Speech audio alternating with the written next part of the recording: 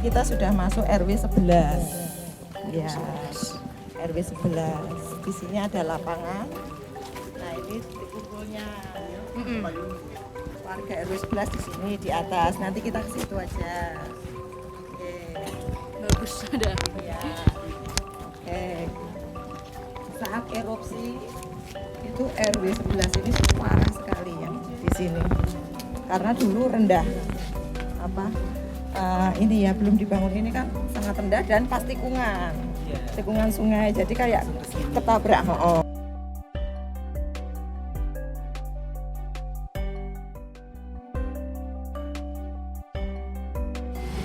Sini sama, mundur, munggah, madep kali. Semua sama, iya. Nah. Dulu di sini ada jembatan. Tahun ya 2000, pokoknya sebelum erupsi 2005 itu sudah ada jembatan. Jadi kami warga itu bergilir, nutuki watu, ambil batu dari sungai yang kecil-kecil terus dipecah jadi split ya. Jadi split, bikin split. Kita sudah punya gambaran untuk membuat si jembatan menghubungkan Jogowetan dan Kota Baru waktu itu dan sudah terlaksana. Monggo. Hanya saja di tahun 2010 itu bukan hanyut tapi oleng karena hempasan si air yang terlalu deras itu tadi. Jadi dia kayak udah nggak kuat menahan.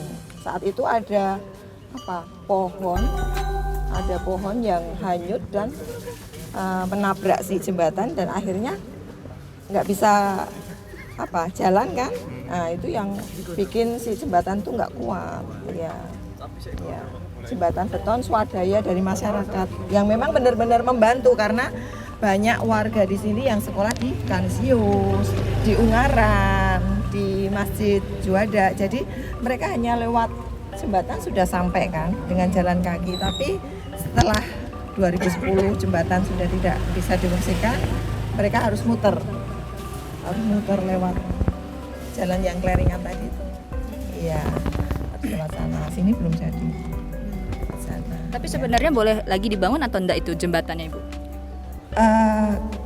Itu kesepakatan dari kedua belah kampung ya. Mungkin ada plus dan minusnya. Karena dekat jalan raya waktu itu banyak orang-orang yang kurang baik lari terus. Nah, untuk meninggalkan seperti itu.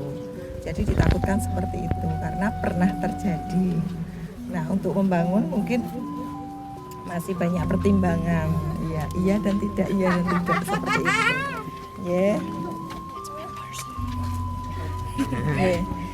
Yuk lanjut. Monggo.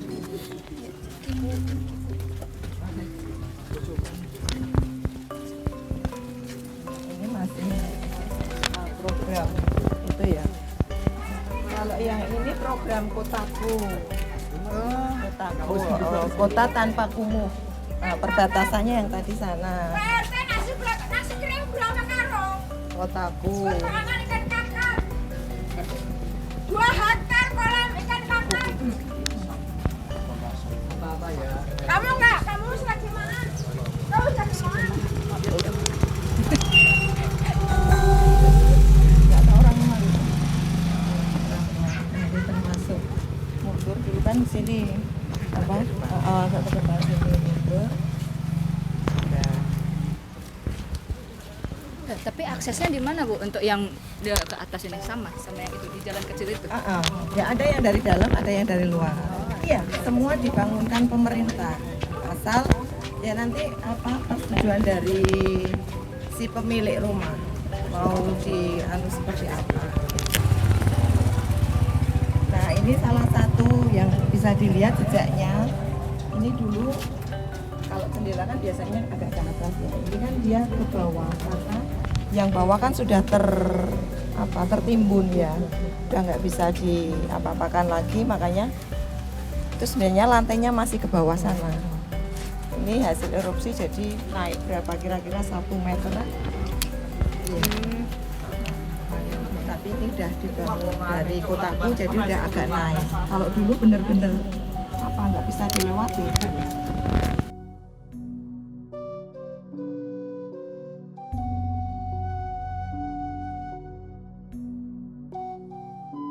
Ini kita sudah masuk RW 10. Wih, cepet ya. Ya, RW 10. Ini rumah Bapak Slamet Soeharto. Ah, Ya. Boleh tanya-tanya Pak Slamet Soeharto. Ya, itu rumahnya itu jualan.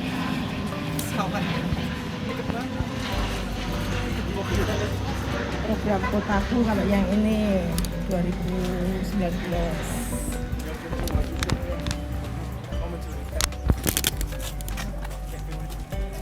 Awas. Ya.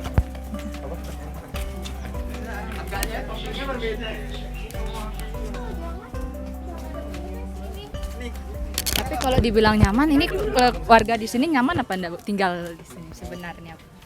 Nyaman, bahagia gitu. Kalau itu tergantung, ya tergantung dari masing-masing ya. Kalau saya nyaman-nyaman saja karena sejak lahir saya nggak pindah kemana-mana. Pergi kemana pengennya pulang lagi. Ya. Kalau ini pribadi, pembangunan pribadi, jadi mau bukan program dari pemerintah. Dulu kalau ini ke sana itu ada sumber mata air yang kenceng banget, belik itu terkenal dari ujung sana sampai di bawah pohon bambu. Tapi sekarang sudah dijadikan apa sumber mata air tapi lewat pompa.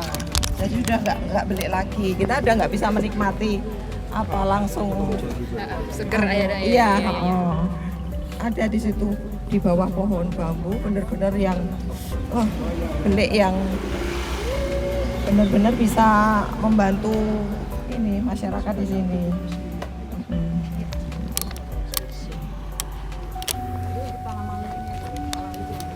Yang buah-buahan sayuran di sini. Warga. Kalau itu memang ada bantuan, waktu itu ada bantuan dari pemerintah ini dari tabulapot karena memang keterbatasan lahan, jadi mungkin salah satu yang bisa digunakan tabulapot. Tapi memang apa kembali lagi ke apa telatenan dari si pemilik ya. Jadi kadang ada yang masih, ada yang sudah mati, ada yang tinggal potnya. Nah, seperti ini juga lama sudah berbuah lagi, agak lumayan lah, ada buah bisa dilihat hasilnya meskipun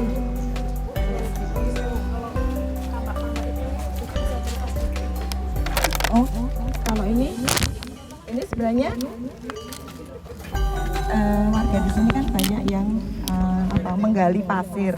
Nah, dengan menggali pasir mungkin menyisakan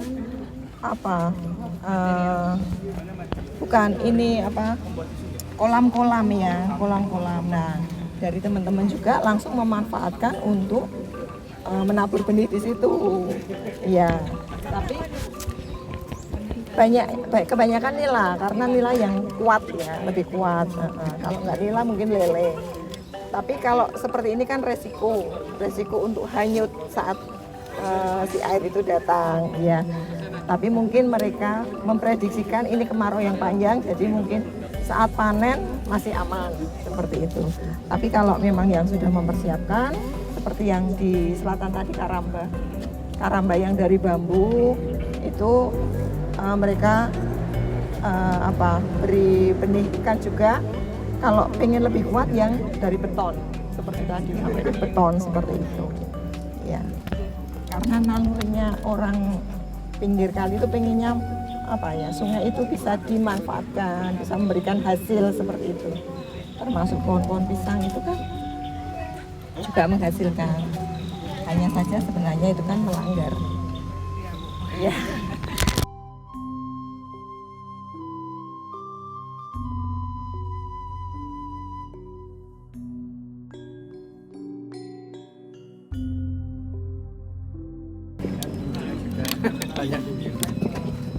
Banyak Terima kasih rekan-rekan semuanya. Setelah disampaikan dari awal hingga di menit 2010 dari tadi ke RW 13 sudah di sini RW 10 semuanya 7 RW sampai terakhir nanti RW 7 ada 52 RT sekelurahan, tapi kalau di sini hanya 25 RT yang mana rekan-rekan semua sudah sampaikan bahwa ada erupsi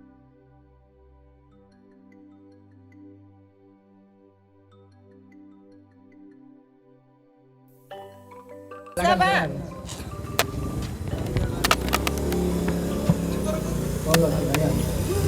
dari dulu sekarang ada perkembangan yang lebih baik karena ketika itu di wilayah Jatilugan sepertiganya di bantaran sungai itu tinggal di sini.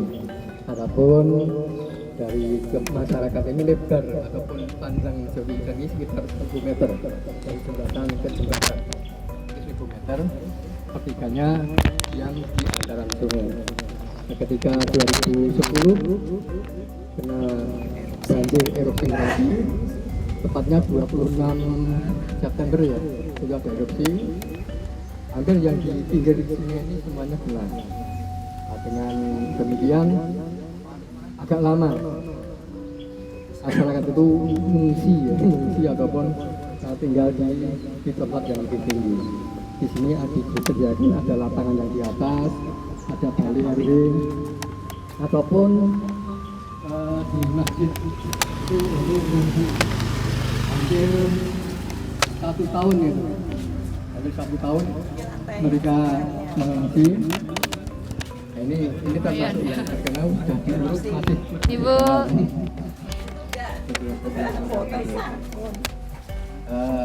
Sehingga pada saat ini sudah sebaik ini karena ada program-program bertahap. Ada yang dari habitat komunitas, dari PLBBK, sehingga masyarakat bisa nyaman untuk tinggal di bantaran sungai. Adapun tanah yang ada di sini ada 3, hak milik, hak pakai, dan HGB, bina bangunan. Namun masih ada tanah yang belum punya alas hak. Kemarin saya pernah mendata masih 70 yang belum punya alas hak. Ini termasuk Sultan Ground yang menguasainya. Jadi nantinya kalau mau mengurus itu bisa, tapi dengan jalan memberikan SKT kepemilikan dulu. Jadi yang ditinggal itu sudah berapa tahun dicarikan alas hak di pertanahan. Namun di pertanahan nanti setelah itu dimintakan distaparu sehingga nantinya timbul pengukuran.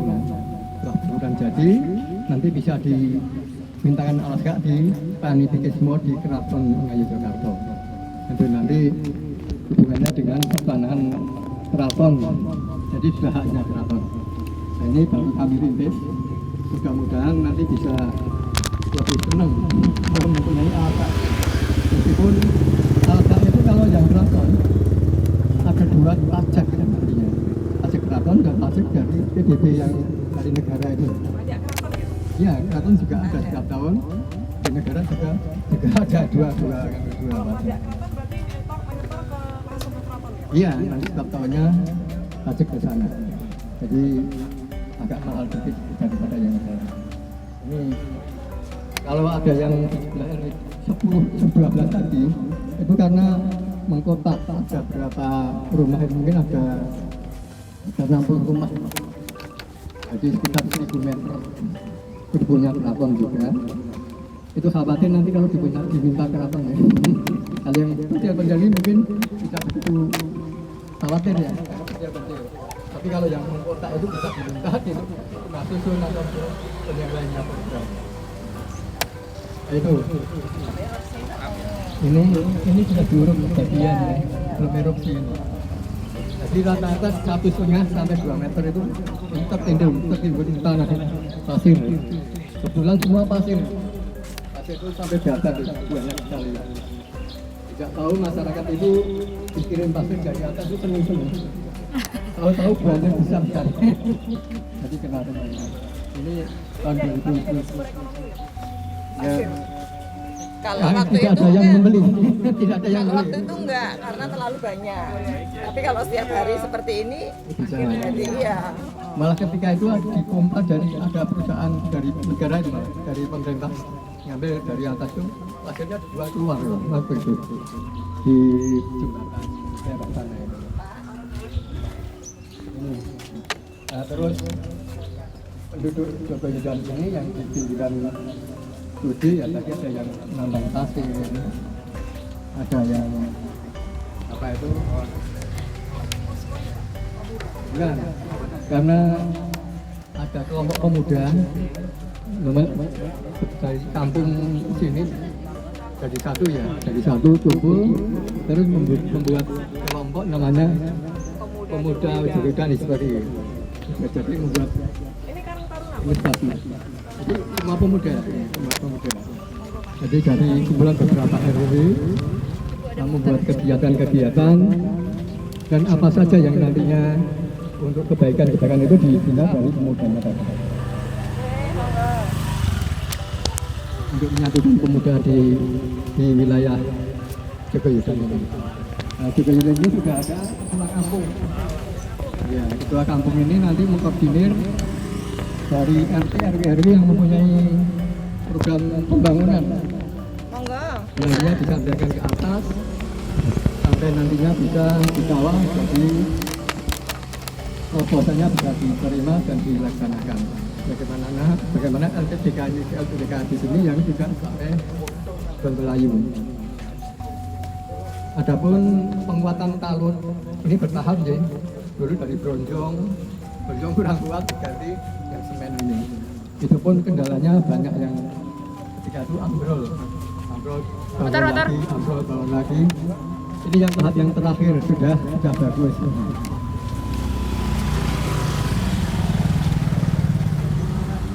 Nah, adapun penduduk yang ini rata-rata pendatang, bukan artinya tidak agak berdesak ya, karena meskipun sudah tinggal di sini lama tapi pendatang. Masalah penghasilannya ya mereka pekerjaan kurang lebih 5% itu dari negeri, 5% lah. Namun yang rata-rata jualan yang biasa ya, bengkel dan lain sebagainya, buruh itu rata-rata begitu.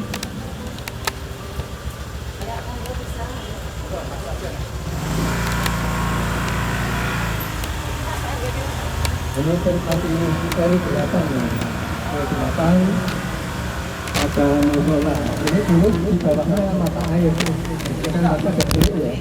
Jadi di masyarakat ada dikasih sekap terus untuk mandi.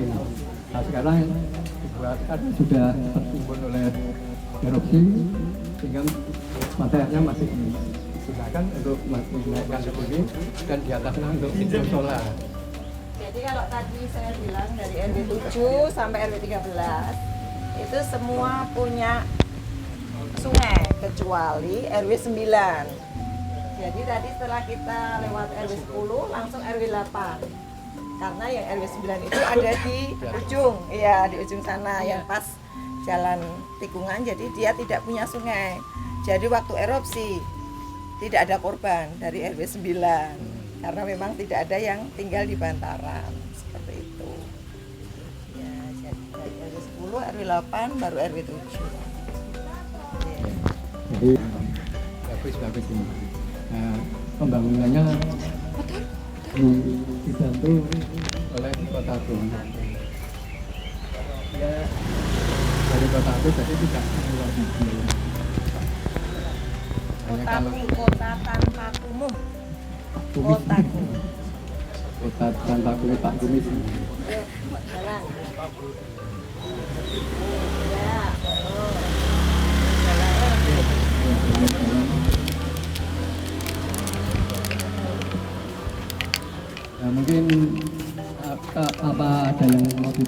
nantinya monggo sampai sini RW 8. Kemudian untuk RW 7 itu sempat ada membuka jalan tembus ini. Jadi jalannya naik itu bekas di bawahnya ada selokan. Ini bisa nembus kemana ya, Pak? Ini masih ke dalam warga jauh, kalau ke dalam masih jauh ke Oh, atas. rumah-rumah. Nah, ada RW itu kan Pak RW tingkat RW 8. Ini Ayo boleh masuk. Ya, coba masuk. ini swadaya masyarakat untuk pembelian tanahnya. Nah, kemudian untuk pembangunannya ikut kotaku fasilitas banyak.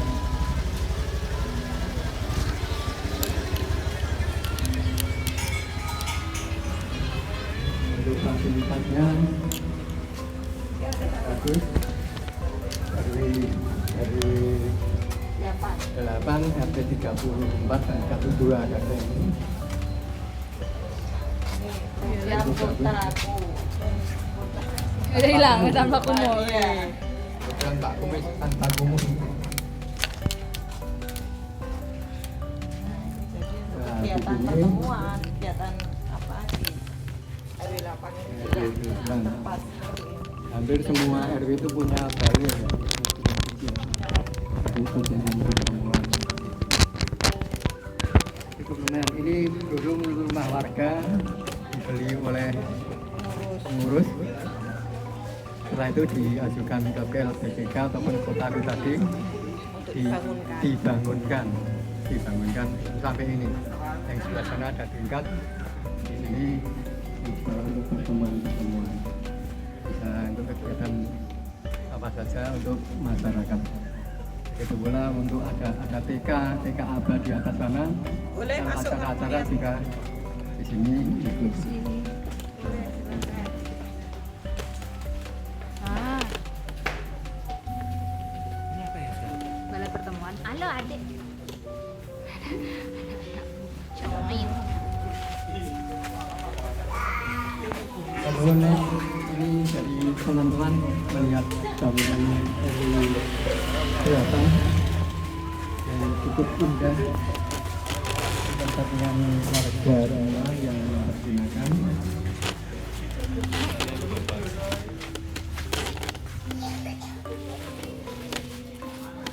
Untuk sarana komunikasi di atas sana ada sorong untuk lebih luas ke wilayah memberikan informasi ini sebagai untuk RW, jadi kantor RW 8 ada yang tingkat salah bagian. Kalau pertemuan juga di sini. Warga pertemuan di sini semuanya RW 8 pertemuan ini sekarang warga RW sendiri masih ada menggunakan tempat-tempat pemerintah yang ada. Ini hak milik, tanah ini hak milik. Jadi kemarin mereka itu urunan, setiap bulan urunan ngangsur untuk membeli tanah ini. Sekarang sudah lunas ini. Ketika erupsi, setelah erupsi itu membeli itu dengan Bapak Sikisan, dan waktu itu Pak Sikisan masih sendirian, daripada itu dibeli dan Pak Sikisan dirangkul oleh masyarakat itu. Hingga sekarang sudah menjadi hak milik warga.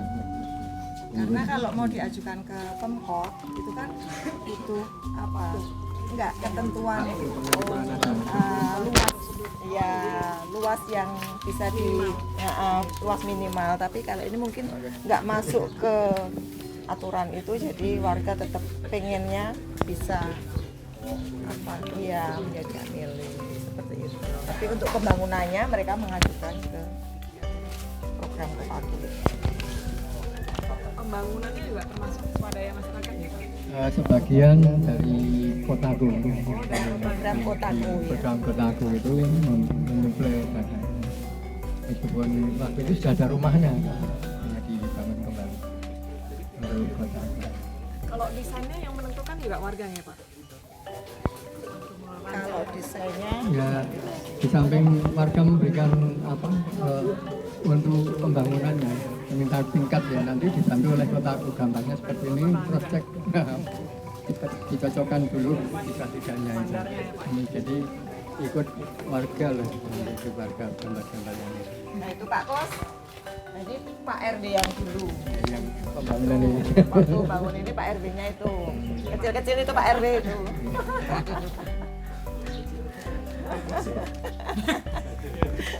Bukan yang kecil ya gitu. Ini keluar Pak. Oh, cucunya Pak RD. Iya. Yang itu calon Pak RD. Ya, mari lanjut ke sana. Monggo. Oke. Dari jalan.